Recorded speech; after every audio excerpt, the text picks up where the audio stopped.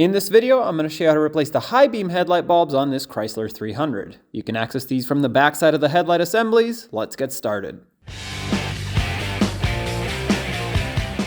The procedure is exactly the same on the passenger side as it is on the driver's side. The only difference on the driver's side is you have to squeeze your hand between the air box and the upper radiator support.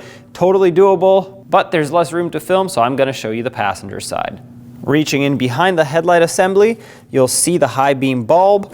Turn it counterclockwise and it should unlock from the headlight assembly. There we go. Pull it out. It's easiest if you pull the bulb up with the harness. There should be enough slack in it so you can pry on these two little tabs and pull the bulb out of its connector.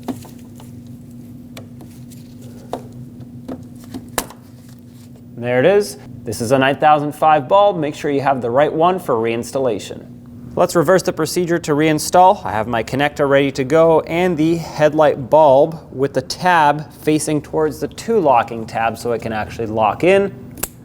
Press it until it clicks and then bring it down into the headlight assembly, and don't touch the glass part of the bulb with your hands. That will cause it to burn out faster.